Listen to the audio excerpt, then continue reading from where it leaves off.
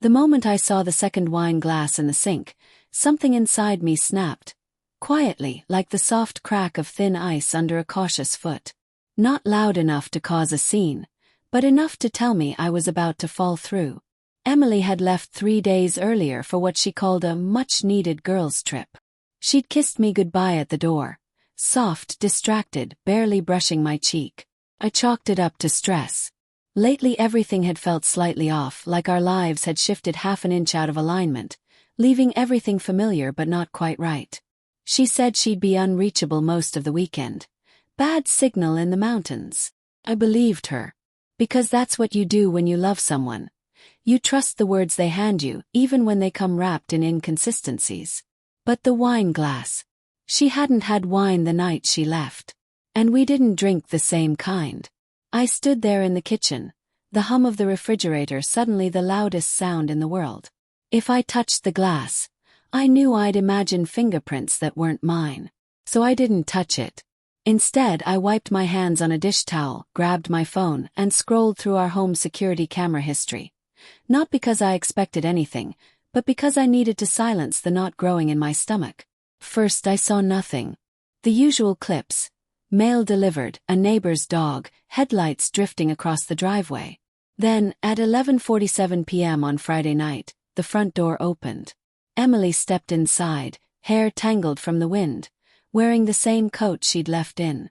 And she wasn't alone. A man followed her in, comfortable, familiar, like he'd walked through that door before. They laughed softly, the kind of warm, private laughter I hadn't heard from her in months. Then they disappeared into the living room. And the camera's range ended. I stared at the screen until my vision blurred. My ears rang. My throat felt too tight to swallow. For a moment, I actually hoped this was some horrific misunderstanding. A surprise visit. Friend.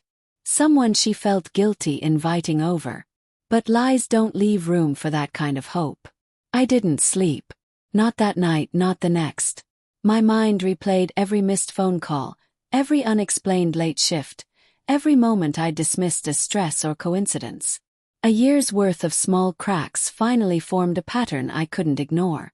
By Sunday afternoon, the version of myself who trusted blindly no longer existed. And by Sunday night, I'd made a decision. Emily walked in on Monday morning, suitcase rolling behind her, face flushed with what looked like guilt or fatigue. Hard to tell. "Hey," she said, forcing a smile. "I missed you." "Did you?" The words came out calm. "To come." A pause. Her keys slipped from her fingers and clattered onto the counter. "What's wrong?" I gestured toward the dining table. Her eyes followed. She froze. Because sitting there was my surprise. A printed screenshot of the camera footage, next to a manila envelope she didn't yet know held divorce papers. Her breath caught. "James, what is this? Why don't you tell me?" My voice trembled despite every effort not to let it. She stared at the image, color draining from her face. I can explain. Please do." I folded my arms, feeling my pulse hammer in my throat. Because I've spent the last 2 nights trying to explain it to myself. And the only version that makes sense is the one where you lied to me. Emily's mouth opened and closed like she was searching for the least damaging truth. He's just a friend. I didn't want you to overreact. Friends don't sneak into our house at midnight. I stepped closer. Friends don't pour themselves wine in my kitchen. Friends don't get invited over while you tell me you're in the mountains with bad cell service. Her eyes glossed with tears. "It wasn't like that." "Then tell me what it was like." He turned away. "I made a mistake." "Which part?" I asked. "The lying, the cheating, or the part where you looked me in the eyes before you left and said you loved me?" Her shoulders rose and fell in a shaky breath. "It wasn't supposed to happen. We've been disconnected, you know that. I didn't know how to talk to you about it."